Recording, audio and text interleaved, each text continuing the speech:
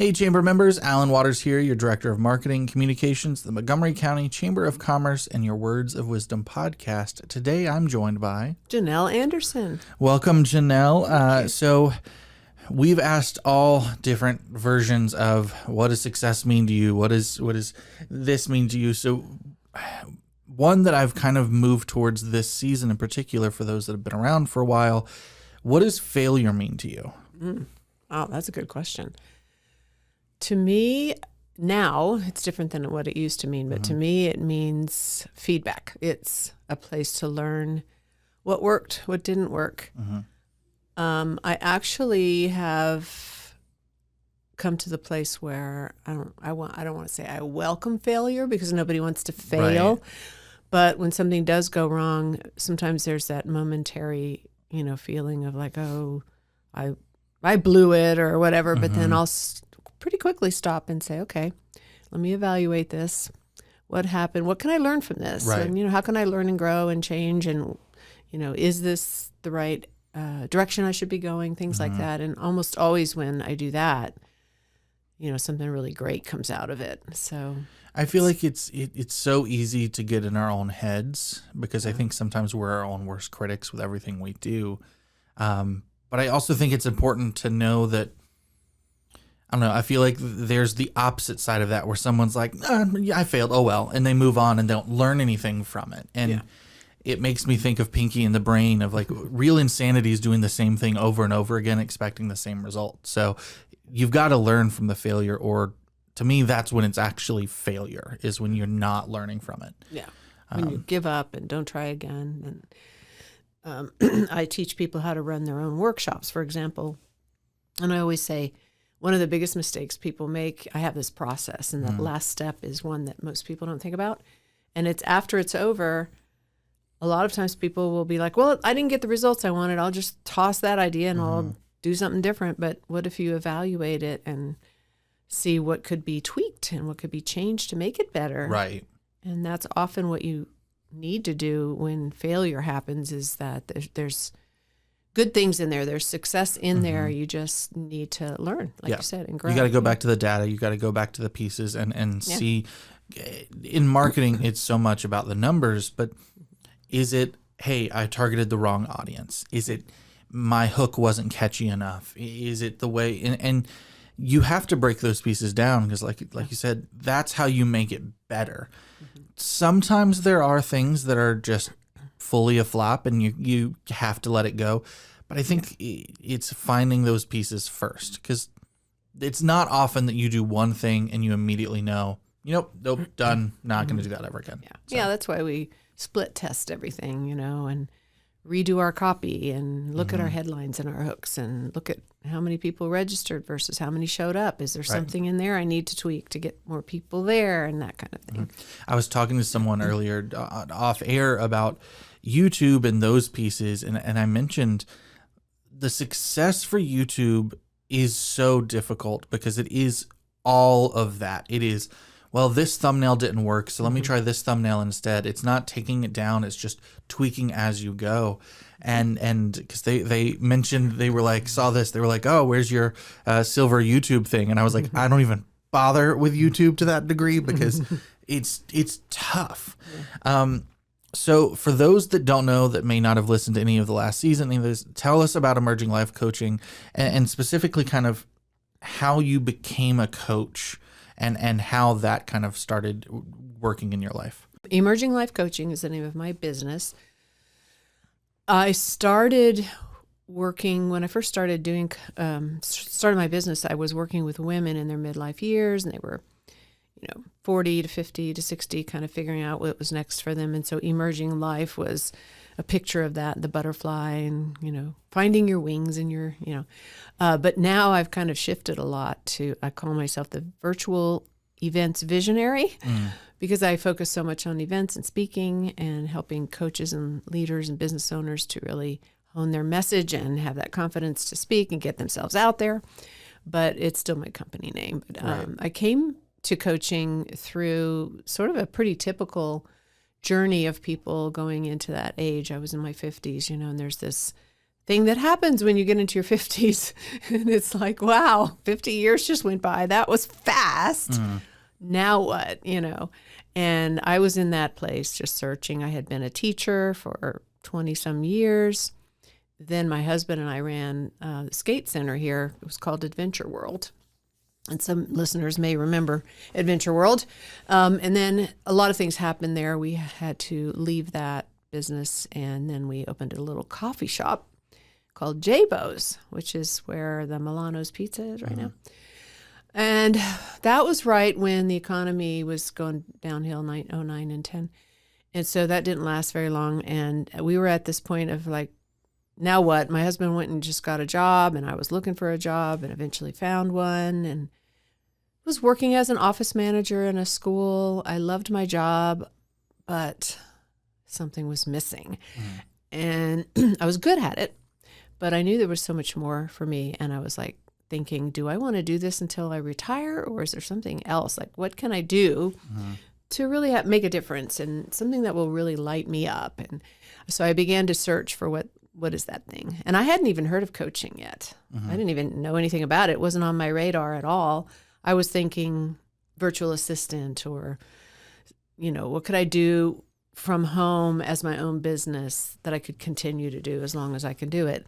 So I started going down that avenue, but then the more I researched it, the more I realized I really don't want to do that kind of work, but there's got to be something else. So it was a journey. It was probably 4 or 5 years of kind of searching at this idea and that idea. And I ended up working at Virginia Tech at the Women's Center, where they give everybody the Strengths Finder. And I love assessments. I love to figure out what makes people tick and why they're who they are. And so I loved that. And I was coached around my results, and then I got some training because I was a manager, and I got some training to help my direct reports. And I got so excited about it. Just sitting down with people and helping them to see their strengths and what they're good at and get to know themselves better and see them light up as they, really saw that. And I went to my family and my friends. I was like, go take the Strengths Finder and let's sit down and talk. And I realized how excited I was getting. And I thought, oh, maybe this is it. Let me look into coaching. Is this something I can actually make a living doing? Is this a thing, So I did a lot of research, looked at a lot of different trainings, talked to some coaches, and eventually decided, yeah, this was for me, and got enrolled into a very intense coaching certification program. It was a great program. Graduated in 2015, and 10 years later, I'm still here doing it. So I think you hit something there that small business owners should really take note of, which is the research and those aspects that really needs to go into a business, because we all can have great ideas, and we all do, but I think that's the difference between setting yourselves up for success or failure as a small business owner, because it is so easy to say, oh, I'll do this, and then do it and realize, oh, there's not the need for that. Right. There's not a living in that I can make, at least here in this market or here in that market. Exactly. So great, not even necessarily advice, but like good things to take from on that. Yeah, absolutely. So with advice, that gets me into the next piece. As a coach, talk to me a little bit about how it is that you're coaching. Because I think there are a lot of different words. There's coach, there's mentor, advisor, influencer. They're different things that a lot of advice comes from so many places now. Yeah. What is the coach, and how is that compared to the others? There is definitely a difference, and a lot of people get them all mixed up. If you were to go to the ICF, which is the International Coach Federation, it is the governing board, pretty much recognized for the main governing board over the industry. They have a really great definition. But it's basically a partnership between you and your client. Coaches aren't supposed to give advice at all. Okay. And that's one of the misconceptions. A lot of times people think the coach gives advice and tells you what you should do, and but that's more of a consultant role. Like, here's what you should do, go do it. And a mentor is more of, let's follow me, I'll show you how I do it. And this is how, and they walk along with you, but they're showing you a specific path to take. It's sort of like apprenticeship, I think. And then a therapist is there is some overlap in that coaches do a lot of the inner work in helping their clients figure out what's getting in their way. What is it that's really, what is that inner critic message that's stopping them all the time? And that's an internal thing. And it comes from often somewhere in childhood that you started to believe a story and it's true to you and that kind of thing. But a therapist is more about the past and processing the past, and they can diagnose different illnesses and things like that. Whereas a coach doesn't stay in the past. The coach is like, well, let's see where this started so that we can shift it and change how you're looking at it and your perspective of it. Because everything really comes down to how you're looking at something. What meaning do you put on that thing? What's your perspective? What does it mean to you? And that becomes your truth, and you start to make decisions based on that.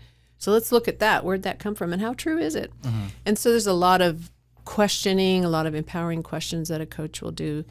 The purpose really is to help the client come to their own conclusions, find their own answers within, and then decide for themselves what they want to do, as the coach is just asking those questions. Never telling them what they should or should not do. I've had clients ask me, what should I do? Fix me, give me advice. And I'm like, I can't as a coach. That's not my role. You have the answers. Right. And it's better if you find your own answers and come up with your own plan. You will stick to that. If I tell you what you should do, more than likely you're probably not going to do it. It makes me think back to when I was in school for theater and going through my directing class. And I will say the language this director used, I don't really fully agree with the way it was phrased, but she said that as a director, a lot of what you're doing is manipulating an actor into thinking they came up with the idea themselves. And so it kind of makes me think along the same lines. I don't like the word manipulating in there. Right. I think that's the odd part, but there is sometimes just helping tread that path of, you already know that path. It's just, hey, there's the step here, there's the step here. Why would you do? So in that, the other word that I think about influencer. I from my generation, we think about the social media influencers, those pieces.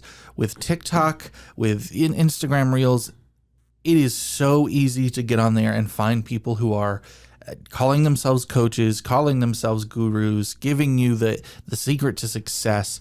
So from your perspective, how do you as a coach and how do your clients stay rooted in that pathway where they're not just getting bombarded by all of this advice and taking that as literal pieces to follow? Well, I think as a coach, it's always coming back to, or helping the client come back to, what is in your heart? What is it that's true for you?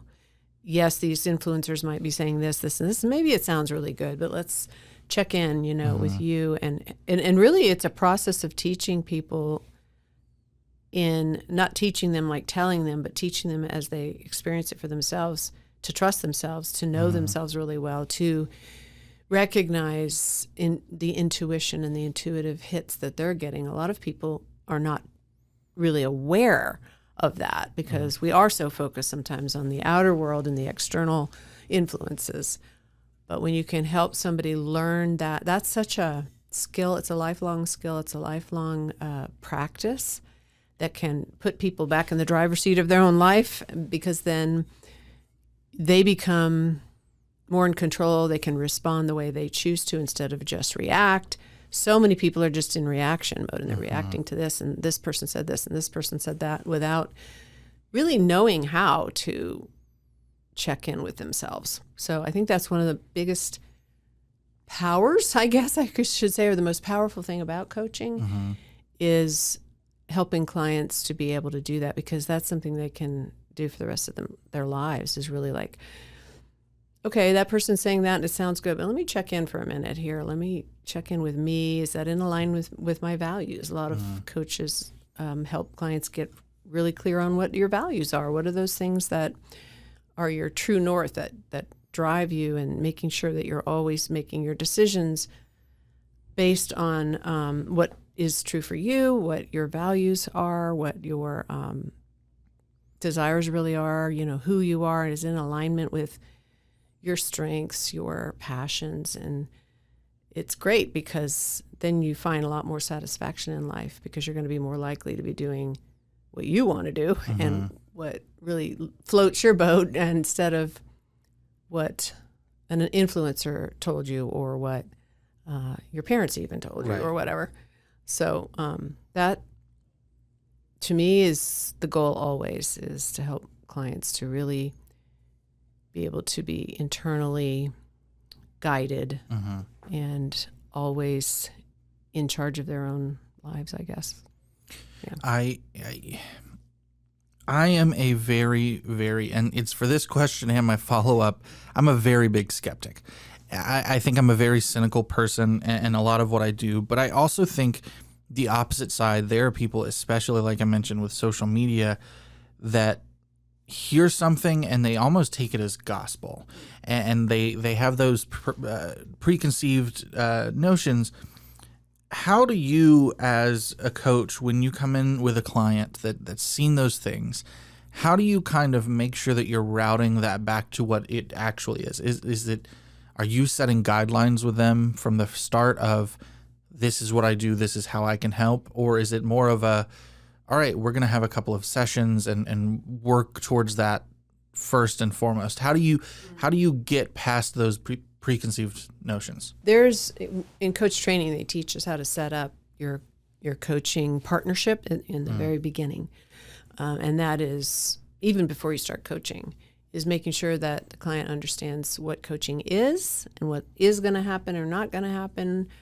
This is, I'm going to be asking you lots of questions. I'm not going to give you advice. Like, we set that up at the very beginning. I had one client once that, I think we were about 3 or 4 sessions in, and she's like, I thought you were going to fix me. So, right. And so she fired me as a coach because I was like, well, I can't fix you.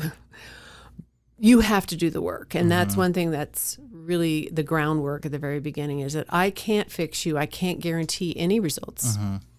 I can't tell you what to do. You know what you should do. You just haven't connected to that part of you yet. You've got all these things going on in your head. And one of the things that, we'll work on is you being able to access that part of you. But you have to do the work. You have to show up. You have to be engaged. You have to be committed to your own growth. And so if you set up your partnership from the beginning, that helps a lot. And then if during a session, somebody's like, fix me or give me advice, I'll just remind them, that I'm not you. Let's sit with, how you're feeling. A lot of it has to do with, how are you feeling, and what are the thoughts that come to you in this situation when you're feeling this way? And let's connect what you're thinking with what you're believing. What do you really believe is true? And if you can kind of go through, believe what you believe creates your thoughts create your actions, and help them to start, kind of going reverse engineering to that. It's amazing what'll come out, that people will realize that we're like, oh my gosh, I didn't even know that. I didn't realize that's what I was really thinking. I didn't realize that's what I really believed. And it makes sense that, of course, you're doing this because you're thinking this because you believe this. Right. Yeah. So you talked about the assessments earlier, and that's, again, why I say the next question is also about skepticism, because I've always struggled with those, just because I've seen them as pigeonholing. I've seen it, honestly, sometimes in the same vein that I see horoscopes and things like that. But when I started at the Chamber, we did the Working Genius, and that's the first time I've done one where I was like, oh, okay, I think it's just my mindset was on a different place for this. You are, and you may have gotten it since we first talked, but you were working towards a certification with the IEQ9 Enneagram, which is a lot of letters and words. What is the difference between, I guess, the Enneagram in general and that specific version, and what does that mean for you and your clients? So I love assessments. I don't like pigeonholing people, but I use a variety of them, so that we can kind of get that holographic view. You know, the Enneagram is an ancient tool. It's been around for centuries in one form or another. It was sort of revived again, I guess, in the last 20, 30 years, maybe longer, by different people. But it's not just personality. It's hard to describe it. It's also got a lot of spiritual aspects to it, and it's based on these 9 types, and everybody has some of all 9, and they're the whole Enneagram world is very big on not pigeonholing. So even if you take an assessment and it comes up with your major type, you are still, everybody's trained to you search that out and make sure that's you, and look at, all the different pieces of the results of your assessment, because there's a lot of different parts to it, and figure out which one really does fit you. So a lot of times people will be what they call mistyped because it's so close to their main type, but you got to dig deep. It's a very big journey, actually, with the Enneagram. The Enneagram test that I have used in the past is from the Enneagram Institute, and that's a good one. They give you a really pretty thorough. They give you actually the results of your top 3 numbers that come up, so that you can then figure out which one is really more me. More your main, yeah. Yeah, because you have a main type, and then you have what they call wings on either side that are subtypes, and then there's these arrows in there's diagram that one is if you're really doing well and you're in a good place and you're what they call integrating, you'll show some of the traits of this other type, and then if you're in stress, you'll show. So it's very complex, right? Which is good because we are complex. We're not just one type. This assessment, the IEQ 9, is very thorough. I have never seen one. You get it like a 24-page printout of everything you can. I haven't even read through my entire one yet. Right. And they have a certification. They have a basic certification, which is the first one I will get. But they also have a training and a whole team development way to use the Enneagram, so that businesses. I know there's the DISC out there, and people take the Myers-Briggs, but this I think will be super valuable to sit down with a team, have them all take it, and really dive deep, and then understand all the aspects of them. But then they'll start to recognize in others, and there's a lot of how does somebody with this type, get along with that type, so I'm looking forward to definitely diving in. It'll be the end of July. My nephew runs the Eagles Nest region program, and they want to do the Enneagram with their team. He's like, when you're in your training, will you have to test it out and practice on people? And I said, yes. And he goes, well, come do it with us. So that'll be a lot of fun. But it's really interesting. Yeah. There's a lot out there about the Enneagram. And a lot of people have mixed feelings about it, but I don't know. It's pretty accurate, actually. I think it's one of those things, at least in my opinion, that similar to the Working Genius, similar to the DISC assessment, similar to everything that's there, it's a helping, guiding hand, but it's not a, great, this is what it is, and that's what we're going off of. That's sometimes I get frustrated when I see companies that start off and hire based on what your Enneagram type, or not the Myers-Briggs type is, right? Because I'm like, that's where I get to the pigeonholing piece, because I'm like, I don't think that everyone's just that. In fact, when we did the Working Genius, it was really eye-opening just to see, one, what our joys were, because that's with Working Genius, it's not what you're good at, it's what you enjoy. Yeah. And being able to go from there and say, okay, great, while we enjoy this, and while this is what we do and what we're good at within, I think that's helpful for a business owner too, of being able to say, okay, this is why I get so frustrated when I'm just doing invoices, and it's because it falls under this kind of category.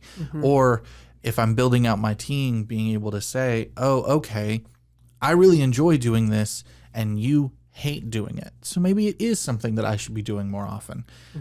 Mine, the really eye-opening was galvanizing was one of my working frustrations. And for someone in marketing, you're almost like, why? And I Marissa asked the question because one of my geniuses was ideation. One of my competencies is discernment. And I told her, I said, I think galvanizing is so far down for me, and it's a frustration because I live in the world of, here's the idea, whether it's me that's doing it or someone else, great. What are the problems that might happen with it? How do we work through that? And then going back and forth between those two, that by the time I tell someone something, I'm like, I promise this is going to work. And when you can do it or you don't, I'm not going to cheerlead you into doing it because I've done all of that myself and I don't want to do it again for somebody else.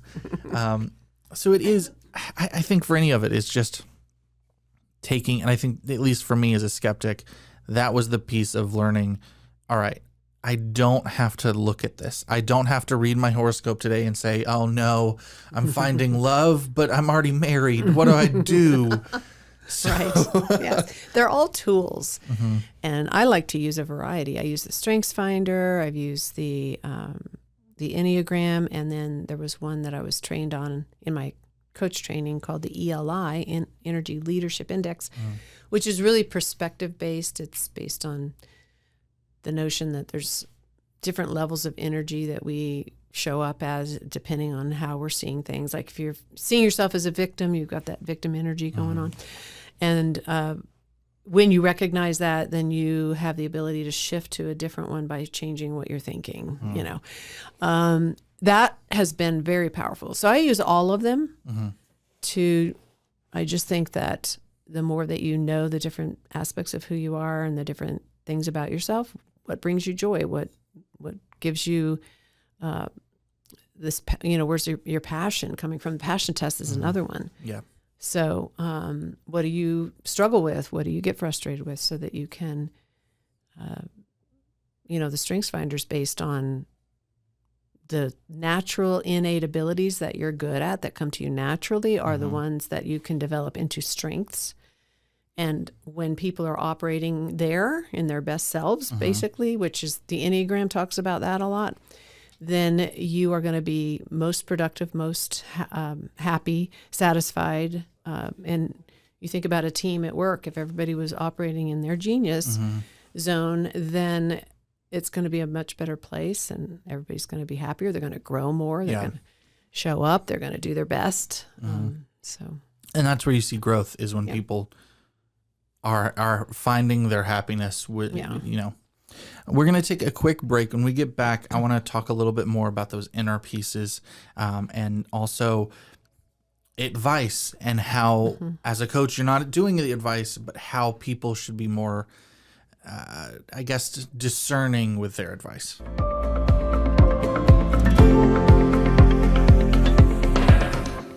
Create your own platform with Emerging Life Coaching. Janelle Anderson and Emerging Life Coaching helps coaches, authors, speakers, and program leaders to create and host simple, profitable virtual events so they can build prosperous, thriving businesses.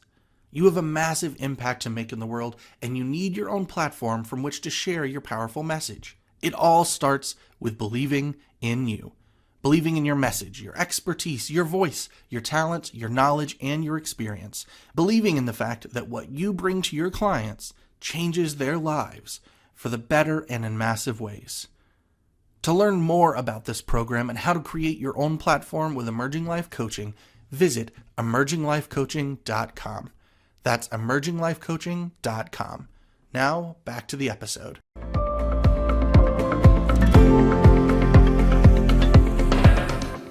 All right, we are back. Before we fully dive back in, I want to thank Grand Home Furnishings for providing the furniture that we have in the room. Makes us more comfortable and really helps with our sound. So thank you, Grand, for that. All right.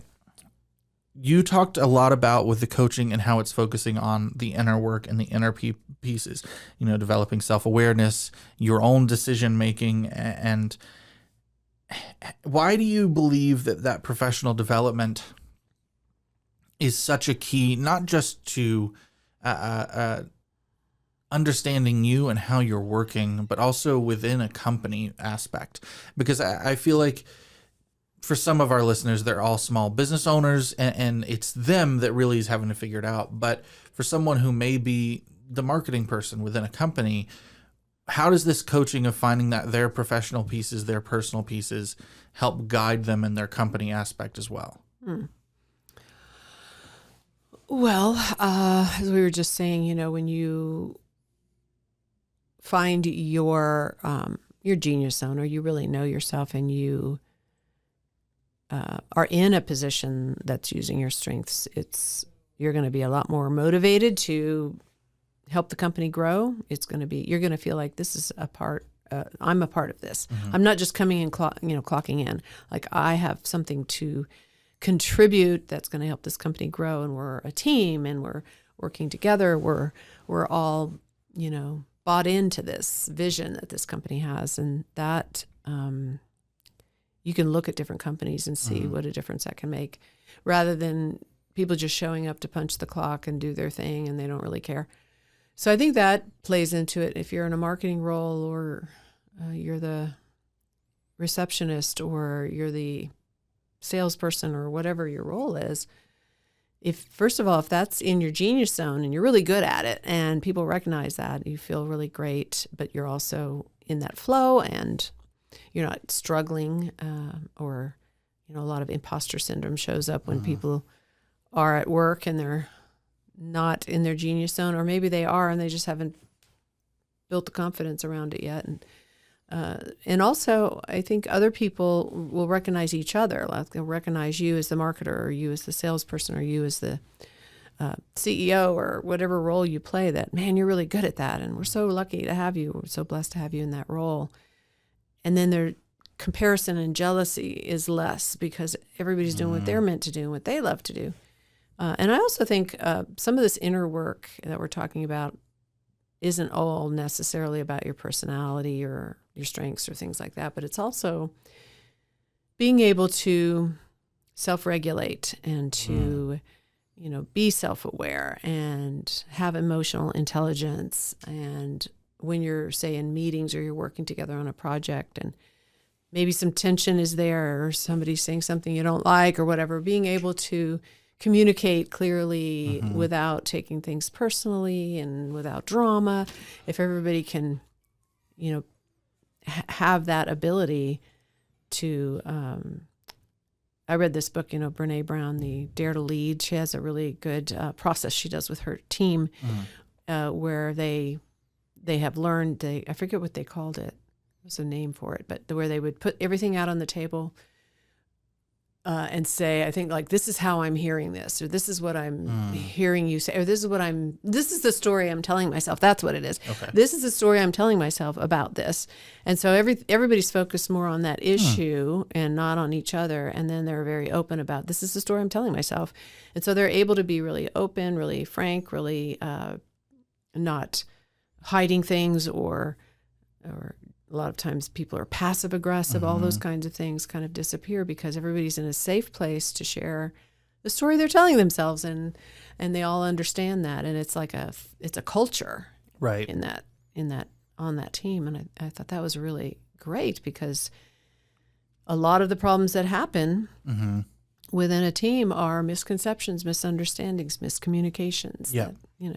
I think, and this is some of the best advice that I've, granted, I got it from social media, but when it comes to couples, it was talking about asking one another, what is it that you think I'm saying to you? Because it's really easy for us to, if we're in a bad mood, to hear something and us take it out of context, us take it to the next level, when in reality the other person was just asking, hey, do you want what do you want for dinner? Yeah. So I think 100%. I also think going to that and looking at the confidence factor is so overlooked at times, because and people don't know it until they're in a situation where they don't feel the confidence anymore. The amount of people who sit down and start to record the podcast with me, or more often than not, the monthly member highlight, that the cameras start rolling and they lose all sense of who they are, what they know, even though they're the expert in it. It's because they're now in a situation where they don't have that confidence anymore. I feel like it doesn't happen as often when we've got the phones, but when it's an actual camera, I think people are like, oh no. For sure. But that's why I tell people, especially with this, we're just having a conversation. For the monthly member highlight, you're just telling me things I don't know. There's nothing more to it than that. But I think confidence is that, and the emotional intelligence really are some of the most overlooked traits that people need to kind of look into and have. Christina talks about with branding, you've got a story brand, you've got to connect with people on the emotional basis. Absolutely. Because I'm saying this out of order. I realize I did it because I recorded his episode this morning, but his episode comes out later. So, but Danny Flad mentioned, working with someone that's a waiter, asking people at a table, are we feeling hungry? You're getting to that emotional aspect that is making them and driving them while they're here. So I think having that ability to sit in a room and be able to see, okay, that person's actually really upset. We should take this in another way. Maybe now's not the right time for a joke, Alan. So within that, and I think we kind of covered it some, but do you think there are other common blind spots that entrepreneurs and professionals have that coaching will help uncover and address? Oh yeah, so many. And that's another powerful thing about coaching, is that it helps you to see your own blind spots. And that's why most coaches have a coach. So all of us, have our blind spots. And the way that a coach can help that is the coach is taught to listen very deeply and in between the lines, and pay attention to energy, and pay attention to emotions, and pay attention to what's not being said as much as what's being said, and pay attention to their own intuition and what they're kind of sensing.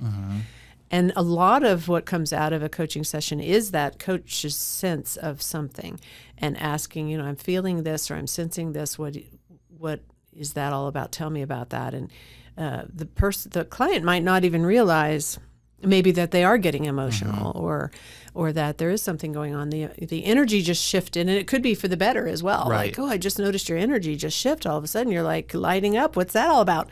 And often, if we aren't being asked that question, we're just, like I said earlier, kind of just reacting and going through life. But if somebody's saying, I just noticed this, what's that all about?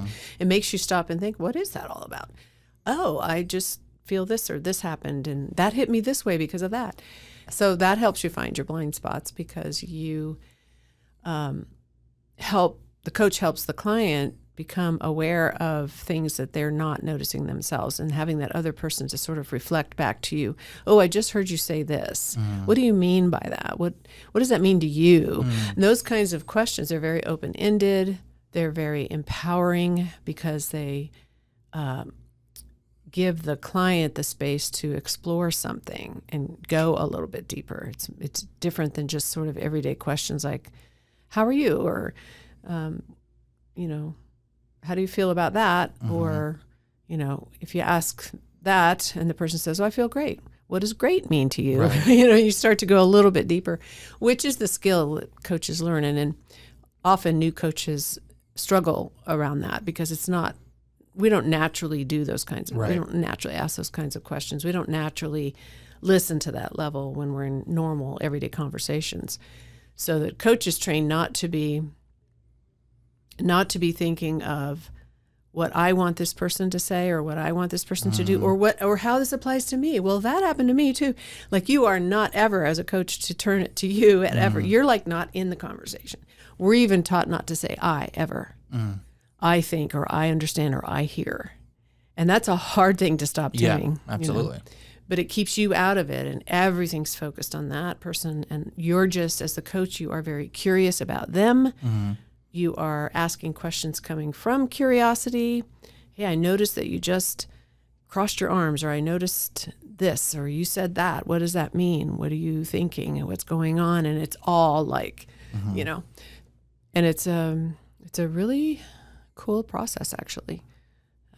Things come out of those sessions that you would, I heard somebody say recently, like, well, I don't need to hire a coach. I've got plenty of friends and family, but the thing is, they're not trained, and there are some specific skills that a coach is trained in. And I think that's where you were mentioning earlier, a lot of influencers saying that they're coaches. A lot of people can say they're coaches. People can say that because it's not a regulated industry like a therapist. But if they haven't been trained, if they don't have a certification, then what they think is coaching is usually just giving advice or mentorship or something like that. It's kind of like when I see people be like, oh, my wife's my therapist, and those pieces. There's a reason that is not encouraged, and it's because, one, some of those pieces just aren't healthy for you to do and put on others.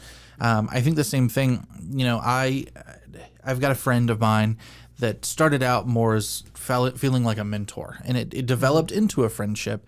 But even now, I've talked to him and I've said, look, there's some of the things that I used to come to you for that I feel like now, as friendly as we become, it's not appropriate for me to do anymore, because I don't want to put that on your shoulders. That's not your burden to bear. And it's not fair of me to ask that. I think that sometimes when we talk to our friends, we do that too. It's funny because as I ask for advice for someone that's actually not give advice, but with the amount of unsolicited advice out there, with the amount of those people, like you said, that can call themselves coaches, what advice do you have to give of like, when is it time to think about, all right, I need a coach, or coaching isn't what I'm looking for right now, I need to be looking for something else? What advice do you have for like determining, hey, when is the right time for this versus that?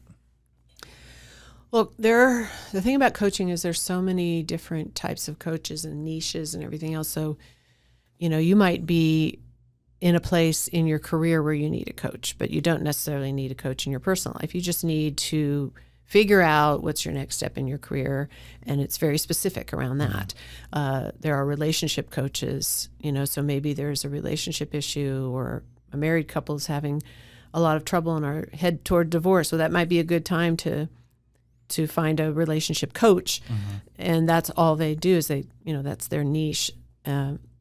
Coaches can help anybody around anything, but it's not as helpful as somebody that specializes, just like a doctor specializes in something, So if you have a specific area in your life where you really feel stuck, you've tried everything and you can't figure out, you just keep going around the same circle, like I hired a business coach because I got to a certain place in my business where I couldn't go any further. I didn't know what I didn't know. I couldn't see my blind spots. I was like doing the same thing over and over again, thinking there'd be a different result. So I knew at that point, I'm going to have to hire a coach. And actually, I got into a program where he was a coach and a mentor, because there were times where I needed him to show me things. But it's usually you're really stuck. I had one client who was in a job. She had been there for 13 years in this very highly specialized role. And she had gotten to the place where it wasn't fulfilling to her. It was really just a heavy burden. It was affecting her health. It was affecting her home life. She wasn't happy, but she was afraid to make a change because she didn't want to stir up the work environment. And what would they do without me? Because there's nobody else that can do this. And I don't want to upset them. And I don't want to upset my husband, because now I'm going to have to look for something else, and maybe our financial situation will sort of be. So she was afraid to make a move, but she knew she was miserable. So that's a reason to hire a coach to help you figure that out. And then when you shouldn't hire a coach, maybe if it's more of a therapy situation, it would be more like, a lot of you're depressed and you can't get out of it, or maybe you are working with a coach, but everything they're doing it's not moving you. Like if I have a client, no matter what I do, they're not moving forward, then I know, okay, they need a therapist because there's something else going on there that's keeping them in this, state, basically. So, and then there may be times where you do need a mentor, like I said with mine. There were things I didn't know anything about funnels. I didn't know how to do certain things, and he could just show me. But then there was also, a lot of coaching around what was my niche and what did I want to do, and in my own way. Like he could show me, this is how you set up a funnel, this is how you set up a business, but then you've got to figure out your own thing. So if you need somebody to show you the way, or sometimes you need a consultant who's actually going to say, this is what you do. Right. And some businesses need consultants. Yeah. Right. So it's kind of based on, I guess what you really need and what your goals are. And a real clue that you need a coach is you're just really stuck, and friends' advice isn't helping. And, right. And I think it kind of goes back to what you said earlier too. At least from our conversation, I think one of the times that you don't need to say, this is where I'm going for a coach, is when you go, I need someone to fix this for me. Right. I think about going back to Christina, we've talked a lot about the marketing aspect. When you start marketing based on the fact of, I need money now, right, you're already going into that losing. So if you're trying to go into a coach saying, I need you to fix this now or I'm going to go under, that's going to be a losing battle. Right. Now, there are others out there that might be able to help. I'll give a quick plug. The SBDC has business advising for small business owners. Yep. Sometimes that's where you need to start. And you can go and find those other avenues once you've learned that. Well, absolutely. Thank you for being here. Let's tell everybody where they can find you. That way they can determine if they need a coach, and then they can reach out to find one. So, absolutely. They can find me. I have a new website, but the old one will still go to it. It's called virtualeventsvisionary.com or emerginglifecoaching.com. And you can reach out to have a strategy call with me, and we can figure out if what I do is going to help you. And, of course, I'm on social media everywhere, Facebook and LinkedIn and Instagram. And they can always email me, Janelle at emerginglifecoaching.com. Awesome. Well, thank you so much for being here today. I appreciate it as always. Thank you, listeners, for paying attention, listening along. Please make sure you like, follow, subscribe, all those things so you never miss an episode or any of the other content that we post on our YouTube channel. And in the meantime, please go out, invest, connect, engage, and prosper.